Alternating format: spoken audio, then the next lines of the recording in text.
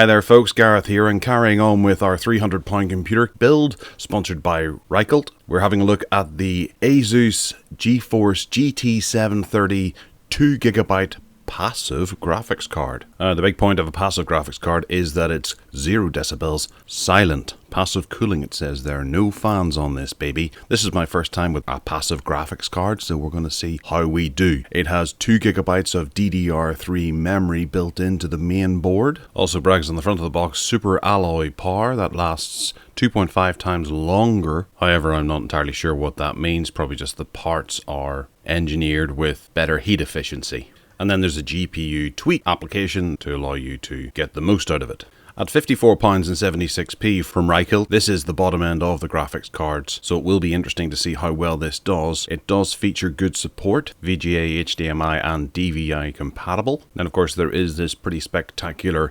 heatsink that is on top that renders the video card absolutely silent, and they recommend this kind of graphics card for a home theater PC. This GPU tweak software actually says that it allows for an online streaming function that lets you share gameplay live so people can watch as you play. I don't think that there's going to be much gaming done on this particular graphics card. However, we will have a try and see how well it holds up against some of the more popular games. So digging in, notice just how small this little graphics card actually is by comparison to some of the 1080s and 1060s that are out there.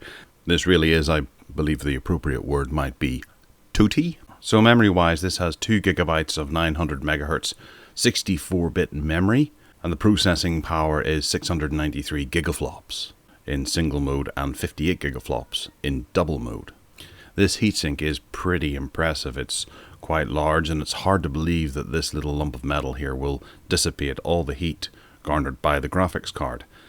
Now obviously the graphics card isn't going to be pushing something like Fallout 4 in 4K mode, so it doesn't really have to worry about melting under pressure.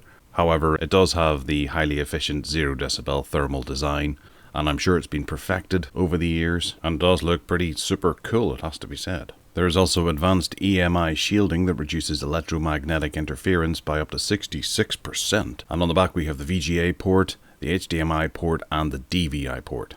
Looks wise, graphics cards and PC parts in general have really come on a bit. However, the VGA port here has this horrible little bit of grey cabling that really takes it back to the 80s. It's a bit of a shame that's on there, because otherwise this would look quite lovely. I guess they felt they had to put a VGA cable on there. It does feel like it's an addition that's been thrown on in the last stages of design.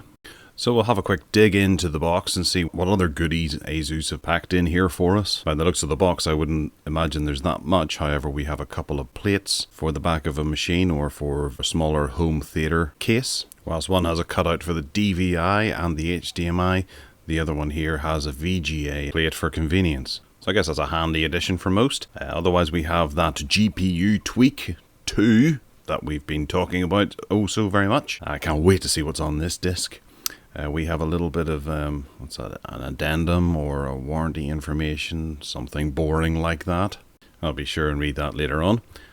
And then we have a little booklet of speed setup.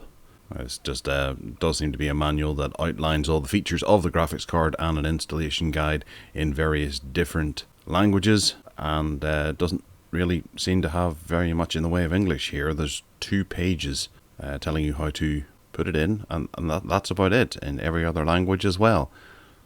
So it's straight to the point.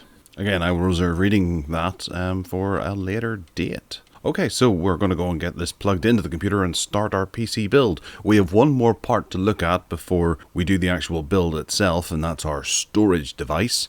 However, I'm really quite interested to see how well this passive graphics card does under load, whether it be high definition video or a bit of gaming. So click subscribe to find out how we do with the actual build itself and to watch the other parts in this series. Leave a comment down below, let us know what you think, and take care.